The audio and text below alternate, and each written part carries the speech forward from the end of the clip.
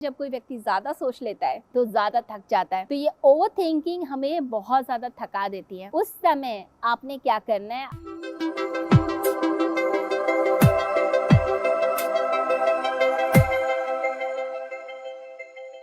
कभी कभी रात में नींद नहीं आती बहुत सारे लोगों को, क्योंकि इतने सारे विचार चलते हैं। तो क्या होता है कि आपने पूरा दिन काम किया, अब कोई एक विचार या कोई एक जो चीज़ है, आपका जो कर्म है, जो काम आप कर रहे हैं, आप उसके लिए ऑब्सेस्ड हो गए, बहुत ज़्यादा उसकी चिंता कर रहे हैं, बहुत ज़्यादा सोच रहे हैं। अब बहुत चिंता करना, बहुत सोचने में क्या होता है, वो विचार की पकड़ बड़ी मजबूत हो जाती है और आप एक एंडलेस लूप में फंस जाते हैं, एक ऐसे दुष्ट चक्र में फंस जाते हैं। वो चक्र आपको गोल गोल घुमाता है। अब वो जो एंडलेस लूप बन गया, ऑब्सेसिव थिंकिंग है, वो थिंकिंग आपको ऊर्जा नहीं देती, वो आपकी ऊर्जा को ख़त्म करती है, बल्कि उसको सक करती है। तो ऊर्जा को देखा जाए, ख़त्म करने का काम ये ऑब्सेसिव थिंकिंग करने लगती है। आप बहुत थकान महसूस करेंगे, आप थके थके फील करेंगे। ऐसा होता है जब कोई व्यक्ति ज़्यादा सोच लेता है तो ज़्यादा थक जाता है, तो ये ओवर थिंकिंग हमें बहुत ज़्यादा थका देती है।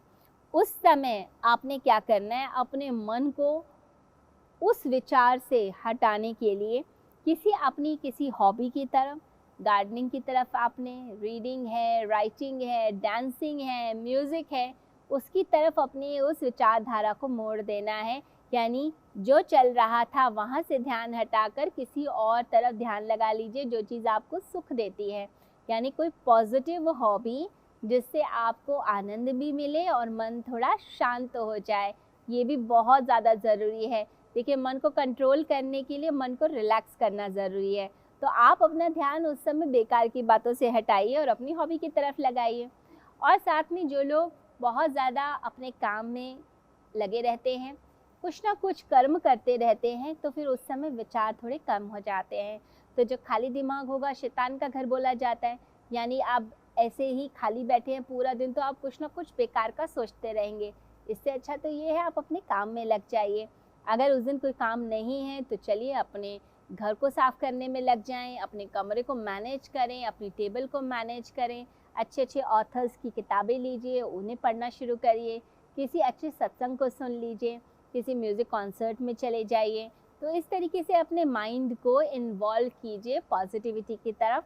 इससे आपके अंदर एक पॉजिटिव ऊर्जा आने लग जाएगी।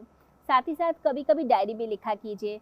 जिन लोगों को डायरी राइटिंग की आदत होती है, उनका माइंड बड़ा अच्छा रहता है, क्योंकि देखिए, हर चीज़ आप शेयर तो कर नहीं सकते और हर समय आपके दोस्त भी नहीं मिल सकते, और कुछ बातें ऐसी होती हैं जो आप सबसे नहीं भी कह सकते हैं। तो उस समय उसे डायरी पर नोट कर लेना चाहिए। आप जब डायरी से लिखते हैं, उसमें अपने विचारों को प्रकट करते हैं, तो आपको भी पता चलता है अपने बारे में कि आपकी क्या सोच है, आप किस सोच वाले व्यक्ति हैं, क्या मन में आपके चलता है, ये आपको भी पता चलेगा। तो आप जो है थोड़ा डायरी लिखिए। और साथ में जो आपका काम है, जिसके लिए आप इतना चिंतित हैं, इतनी चिंता आप कर रहे हैं, इतना ज़्यादा आप सोच रहे हैं, आपने क्या करना है, अपने माइंड को उस चीज़ से छुट्टी दे देनी है। माइंड को कहना है कि काम का समय अब समाप्त हो गया है, अब इसके बाद मैंने कुछ नहीं सोचना, ना मैंने कोई काम करना है। तो आपने अपने माइंड को छुट्टी देनी है। अपने आप को ओवर थिंकिंग का शिकार करने की जगह अपने आप को एक क्रिएटिव थिंकिंग की तरफ लेकर जाना है, सफिशिएंट थिंकिंग की तरफ लेकर जाना है। देखिए, जब हम छोटे थे तब हम क्या करते थे, जो सही होता था बस वो काम करते थे, और जो सही नहीं होता था वो काम नहीं करते थे। अगर किसी बच्चे से पूछा जाए कि आप ओवर थिंकिंग करते हो, तो बच्चा कहेगा वो क्या होती है, ओवर थिंकिंग क्या है, ज़्यादा सोचना क्या होता है, उसे तो पता भी नहीं होता। लेकिन जैसे जैसे हमारी उम्र बढ़ती है, हम लोगों की विचारधाराएं, लोगों की बातें, इन्फॉर्मेशन, समाज में व्यवहार कैसे करना है, एटिकेट्स क्या हैं, पता नहीं क्या क्या चीज़ें हम अपनी इन्फॉर्मेशन ओवरलोड कर लेते हैं। अब ये सारी बातें जब मन में फंस जाती हैं हमारे, तो फिर हम हर चीज़ को इतना क्रिटिकली एनालाइज करते हैं, इतना सोचते हैं, इतना सोचते हैं। अब वो सोच जो है हमारे लिए परेशानी बन जाती है।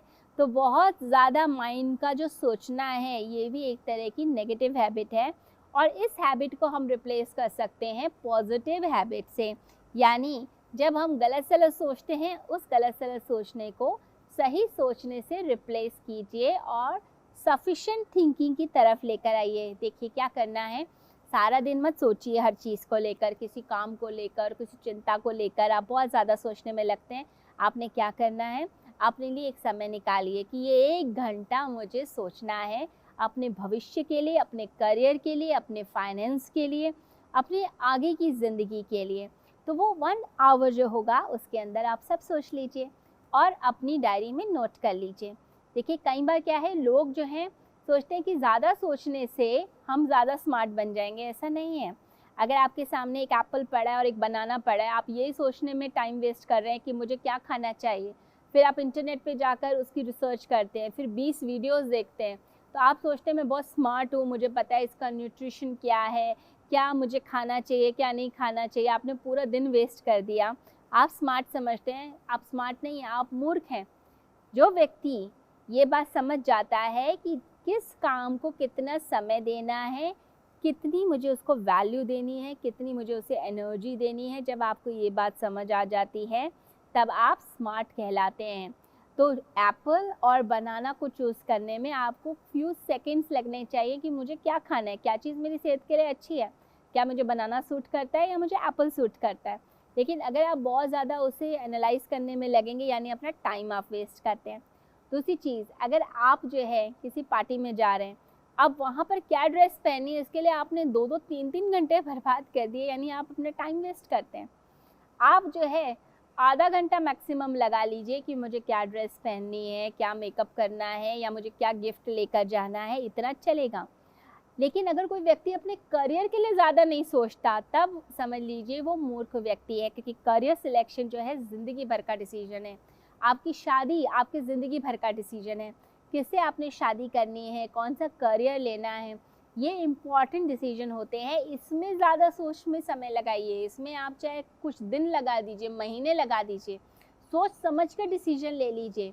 लेकिन अगर आपको यही नहीं पता किस चीज़ में समय ज़्यादा लगाना है और किस चीज़ में समय कम लगाना है, तो आप मूर्ख बन जाते हैं।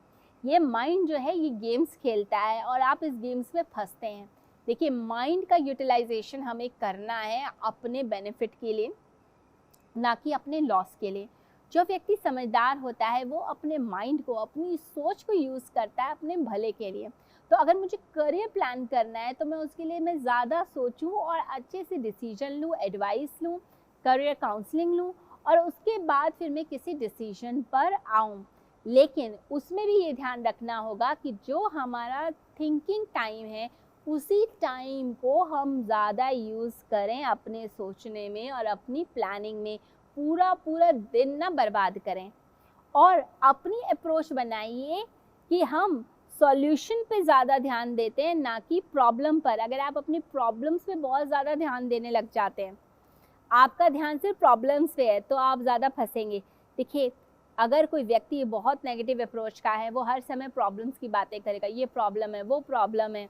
और अगर कोई व्यक्ति ज़्यादा पॉजिटिव है तो वो सारा टाइम सॉल्यूशन की बातें करेगा। अब दोनों ही चीज़ में क्या होता है, सोचना ज़्यादा हो जाता है। आपने इसे बैलेंस करना है और इसे बैलेंस करने का तरीका है ब्रेन डीक्लटरिंग टेक्निक। यानी आप जो भी प्रॉब्लम्स होती हैं उसे आप अपनी कॉपी पर लिख लीजिए। क्या प्रॉब्लम्स हैं आपकी लाइफ की, अब उन प्रॉब्लम्स का क्या सॉल्यूशन आपको दिखता है वो भी लिखिए पेपर पर। और लिखना कब है, उसी थिंकिंग टाइम में जो आपने डिसाइड किया है। सपोज़ आपने शाम को 4 से 5 का टाइम डिसाइड किया है या मॉर्निंग का टाइम आपने 6 से 7 का डिसाइड किया है, उसी टाइम में ही आप ये सब करेंगे। तो आपने सोल्यूशन लिखा, अब सोल्यूशन में क्या पॉजिटिव है क्या नेगेटिव है, यानी मुझे फ़ायदा क्या होगा, नुकसान क्या होगा। अगर मेरा प्रॉब्लम है कि मेरा करियर अब मेरे को चॉइस करना है, मुझे क्या करना है, तो सोल्यूशन मैंने लिखा कि मैं डॉक्टर बन सकता हूँ, इंजीनियर बन सकता हूँ, मैं साइकियाट्रिस्ट बन सकता हूँ। तो आप जो प्रोफेशन चुन रहे हैं फिर उसमें लिखिए कि उसका फ़ायदा नुकसान क्या है। और एक बार डिसाइड कर लिया फिर कर्म पर चल पड़िए, कर्म कीजिए, उसके लिए मेहनत कीजिए। फिर दोबारा मुड़ के नहीं देखना है, फिर दोबारा नहीं सोच में पड़ जाना है। अगर फिर ज़्यादा सोच में पड़ गए तो मुश्किल हो जाएगी। जो व्यक्ति अपने मन के विचारों पर इस तरह से संयम करने लगता है, कंट्रोल करता है, अपने आप को समझदारी से निखार लेता है, वो सक्सेसफुल हो जाता है। और जो ऐसे ही ज़िंदगी को बिताता चला जाता है अपने इमोशंस पे, जिसका कोई कंट्रोल नहीं, कोई थॉट्स पे कंट्रोल नहीं, उसका जीवन दुख में ही रहता है। तो ये याद रखिए कि मन ही हमारे बंधन और मोक्ष का कारण है। इस मन को जहाँ लगा देंगे, ये मन कमाल कर देगा।